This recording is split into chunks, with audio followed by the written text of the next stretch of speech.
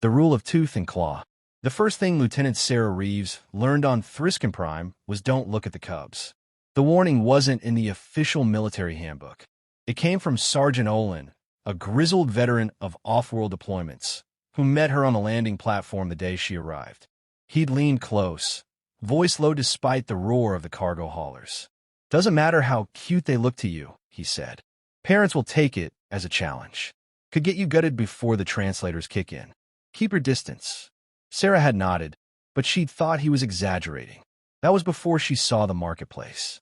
It was sprawling and loud, stone paths twisting through stalls piled with meat cuts still steaming from the kill, racks of hides, bins of alien fruits that bled syrup when sliced. The air was a mix of spice, ozone, and musk so strong she could almost taste it. Thryskans towered over her, their furred hides patterned in stripes and blotches like living shadows. Claws gleamed when they gestured, and everywhere she walked, they moved their young behind them. It wasn't subtle. Mothers would step aside to block her line of sight. Fathers would bend low, one hand on the cub's back, the other on the hilt of a hunting blade. Sarah felt the tension like static in the air. She didn't blame them. The Thryskans were apex predators in every sense.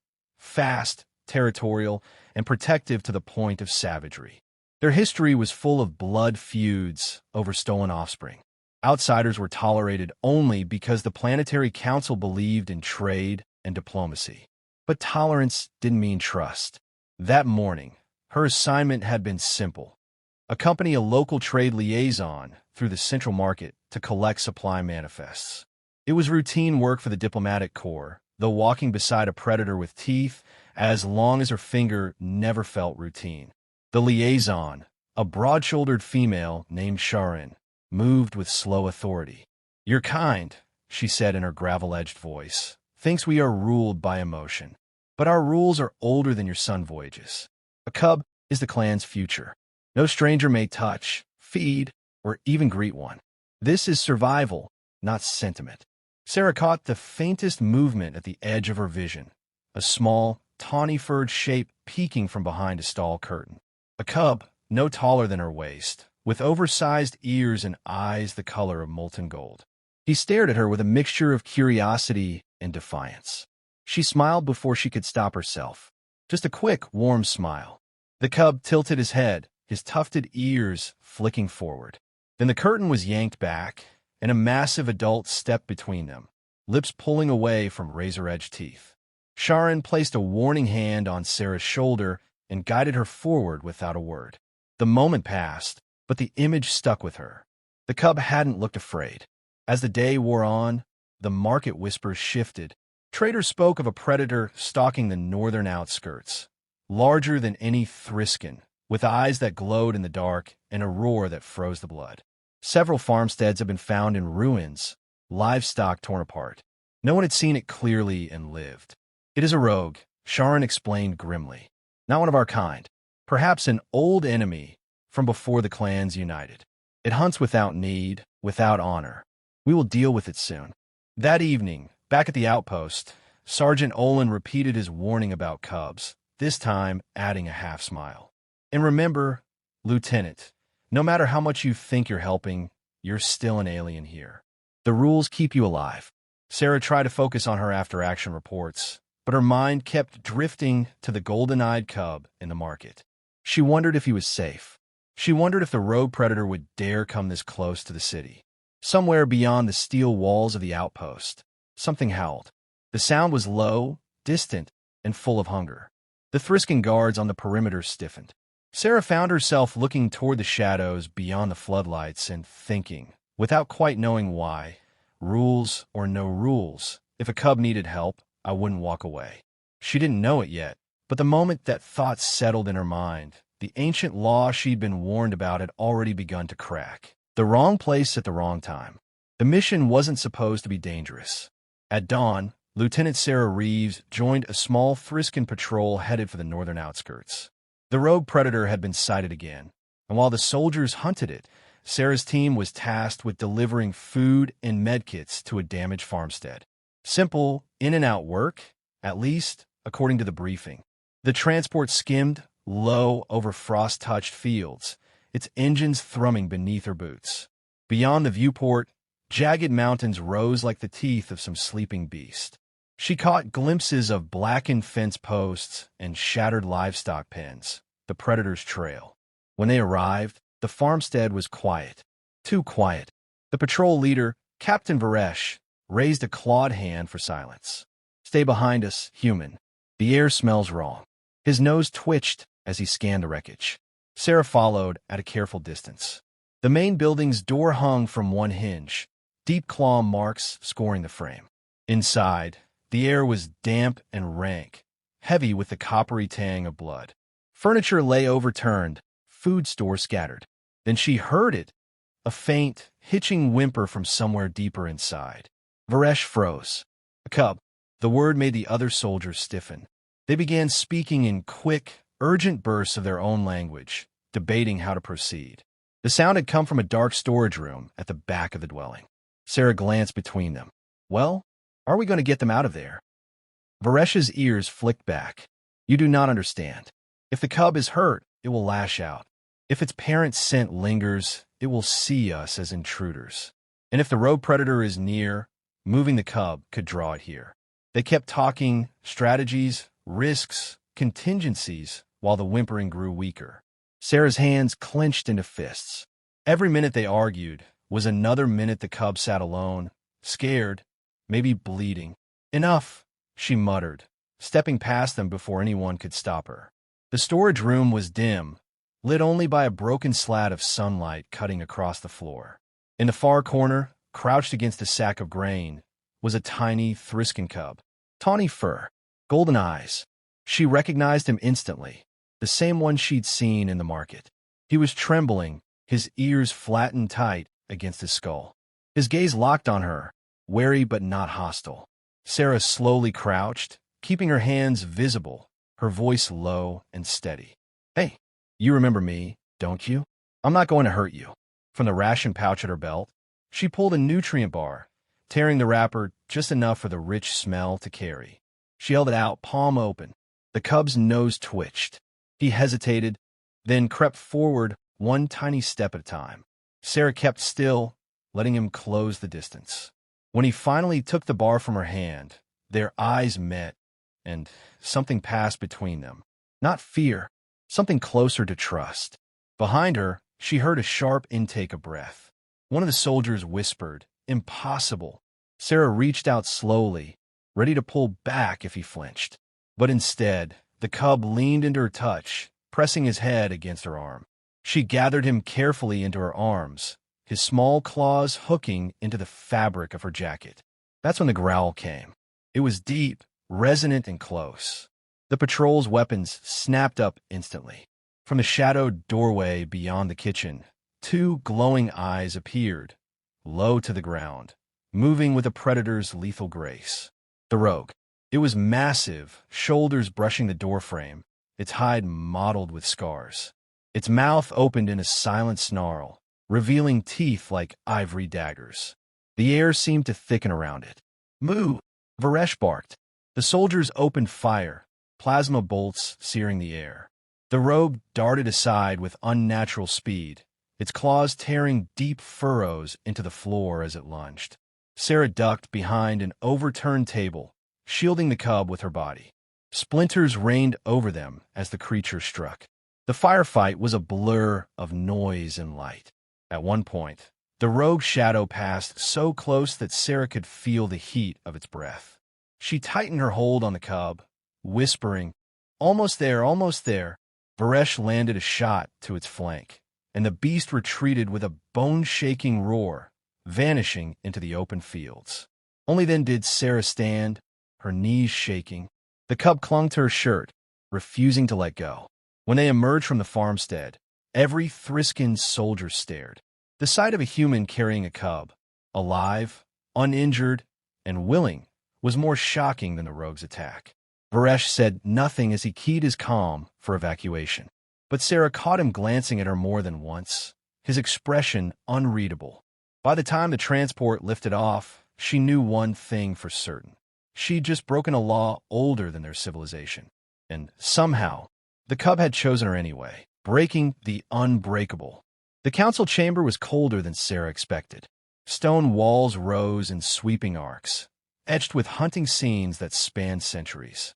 The great table in the center was carved from the jawbone of some ancient beast, its teeth still jagged along the edge. Around it sat 7 Thryskan elders, their furs silvered with age, their eyes sharp as glass. Sarah stood at the far end, the cub nestled against her side. He refused to be separated from her. Not when the soldiers tried to take him on the transport, not when they arrived at the outpost, and certainly not now. His claws were hooked into her jacket, like she was an anchor in a storm. The eldest counselor, High Huntress Karath, studied her in silence before speaking. Lieutenant Reeves, you stand accused of breaking the law of Claw. You approached, touched, and carried a cub of our kind without blood bond or parental consent. Do you deny this? No, Sarah said evenly. I did it to save his life. Murmurs rippled around the table. Karath's ears flicked back. Intent does not erase the crime. A cub's instincts are sacred. No outsider has ever been accepted without violence. At that, Captain Varesh stepped forward. Elders, I was there. The cub sought her. She did not force the bond. The recordings prove it. A younger counselor snorted. Recordings can be deceived. Perhaps she carries a chemical lure. Sarah almost laughed at that, then realized they were serious. You think I drugged him? Karath raised a hand for silence. Our kind are born with the scent sense. We know kin from predator by touch and smell before our eyes even open. This one, her gaze slid to the cub, has chosen you. That is unprecedented. A healer was summoned, a tall Thryskan with white-tipped fur and the calm, deliberate movements of someone used to being obeyed. She approached slowly, scanning the cub with a palm-sized device. The readings appeared in shifting glyphs. No injury beyond mild dehydration, the healer said. But there is something else. Residual scent on his fur, faint but ancient. The elders leaned forward. Explain. It is not Thryskan, the healer said, nor any species currently recorded in our territories. It matches fragments in the old predator archives, beasts from before the clans united, long believed extinct. The rogue. Sarah's mind flashed to the hulking shadow in the farmstead doorway, the way it had moved, silent and precise. She realized the cub must have been with it, perhaps even captured, before she found him. And if that was true, she tightened her hold instinctively. If that thing is hunting cubs, then you're not dealing with random attacks. It's targeting them. That is not your concern. One counselor snapped. Like hell it's not, Sarah shot back. You think I'm going to stand by while something out there is hunting your young? I didn't risk my neck today for nothing. The room went still at her tone. The cub made a soft, chittering sound and burrowed closer to her, as if sensing her agitation. Several elders exchanged glances. Karath broke the silence. You are an outsider. Our laws forbid this bond, yet here it is in plain sight. To ignore it would be to blind ourselves. To accept it, she trailed off, the weight of the thought evident, would be to rewrite tradition. Varesh's voice was steady. Perhaps tradition must bend if survival demands it. The debate stretched on, sharp words traded across the table, but no decision was reached. In the end, Karath dismissed them with a single order. The human keeps the cub, for now. We will observe. But understand this, Lieutenant Reeves. If harm comes to him, there will be no trial. Only teeth. Outside the chamber, Sarah exhaled for the first time in what felt like hours. Varesh walked beside her. You've made history today, he said quietly. Or enemies. Possibly both. The cub trotted along at her side, his stride awkward but determined. He didn't look back. That night, she found him curled at the foot of her bunk, sleeping soundly. For the first time since arriving on Thryskan Prime, Sarah felt the outpost walls closing in. Not from fear of the Thryskans, but from the knowledge that something out there was hunting their future. And if the council wouldn't act fast enough, she would. The predator and the protector. The first warning was the siren. It cut through the still night, sharp and urgent, followed by the deep-throated roar of Thryskan war horns. Sarah was already moving before the intercom barked orders. All units, Sector 3, rogue predator in the inner district, Sector 3. The market. She pulled on her jacket and slung her rifle over her shoulder. The cub, whom she'd started calling Ash after the flecks of gray in his fur, was instantly awake, ears pricked forward. Sarah knelt. "You're staying here." Ash made a sound halfway between a growl and a whine. "No," she said firmly. "This isn't up for debate." She shut the door behind her, locking it from the outside. The streets were chaos. Families hurried their young into fortified shelters while patrol squads formed defensive lines. Above it all, the rogue's roar rolled through the city like a living storm. Sarah caught up to Captain Varesh near the market square. He was giving orders, his eyes tracking movement on the rooftops. "It's bigger than last time," he said without preamble. "Faster, too." They advanced together, moving between stone stalls and overturned carts. The smell hit her first, metallic, fetid, like rotting meat left in the sun. Then she saw it. The rogue emerged from the shadowed mouth of an alley, its hulking frame dwarfing even the largest Thryskan warrior. Its hide was patchwork, scars, matted fur, and patches of exposed, ridged skin. Its eyes glowed a cold, unnatural blue. The patrol opened fire. Plasma bolts lit the square in harsh flashes. The rogue moved like liquid shadow, slamming one soldier aside with a swipe of its claws. Sarah fired in controlled bursts, aiming for its eyes, its joints, anything vulnerable. Then, from the corner of her vision, she saw movement. Small, fast, familiar.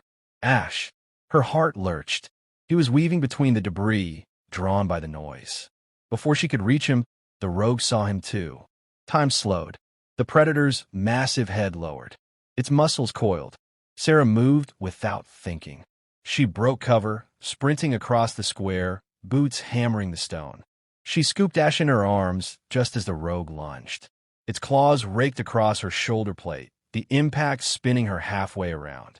Pain flared white-hot, but she kept moving, shoving Ash behind an overturned cart. "Stay down." The rogue turned on her, its breath steaming in the cool night air. Sarah's rifle was gone, lost in the scramble. She drew her sidearm and fired point-blank. The round sank into its chest, but only roared, rearing up to strike. "Now!" Varesh's voice thundered. From the rooftops, a squad of Thryskan hunters dropped heavy nets woven from scent steel. The rogue snarled and thrashed, tearing at the mesh. Sarah seized the moment, diving for her rifle and unloading the last of her magazine into the base of its skull. The creature shuddered. Varesh stepped in, driving a spear deep into its neck. Another hunter followed, and another. The rogue collapsed, its roar dying in a choking gurgle. For a long moment, the square was silent except for the crackle of fires.